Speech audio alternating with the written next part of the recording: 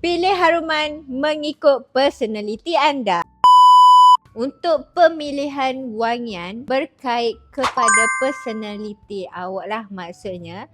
Contohlah Kak Pah bagi, kalau awak ambil wangian yang ada note oud sesuai untuk someone yang berkarisma. Maksud berkarisma tu orang yang macam kerja dalam office ke, cikgu-cikgu, bolehlah grab wangian yang ada note oud. Dan untuk wangian yang ada note vanilla sesuai untuk someone yang penyayang. Contohnya sesuai sangat bila awak pakai masa majlis kahwin awak. Note yang ketiga, awak boleh grab note yang ada citrus. Citrus ni kalaulah someone yang suka main sukan ke, bolehlah guna wangian citrus. So bila awak seharian di tempat panas, dia akan menghilangkan awak punya bau badan. Dan yang terakhir, awak boleh grab note yang ada bau-bau ros sesuai untuk wanita yang romantik. Sesuailah untuk masa awak buat candlelight dinner ke. So kalau awak berminat dengan keempat note yang Kak Pah sebutkan tadi, awak boleh direct ke NKH Perfume Maker sebab kami menyediakan 800 jenis wangian dan semua note yang Kak Pah sebutkan tadi. Kalau awak berminat untuk grab party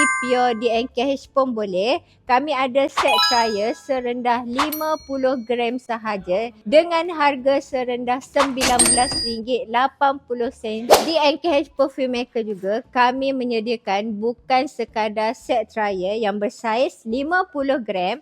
Kami juga ada yang bersaiz 100 gram, 250, 500 dan 1 kilo. So kalau awak berminat untuk grab pure party dan awak nak cuba untuk bacuh sendiri, untuk R&D sendiri, awak punya wangian untuk buat branding awak bolehlah grab party dengan kami. So kalau awak berminat dengan konten Kak Pah pada hari ni, awak jangan lupa untuk datang ke NKH Perfume Maker. Dan kalau awak nak keterangan lagi lanjut, awak boleh tekan link di bio sekarang. If video Kak Pah lalu dekat awak punya FYP, jangan lupa untuk repost dan juga share banyak-banyak dekat kenalan awak yang lain untuk lebih mengetahui kelebihan-kelebihan lain yang ada di NKH Perfume Maker. So Kak Pah tunggu awak mari, awak lambat, awak rugi.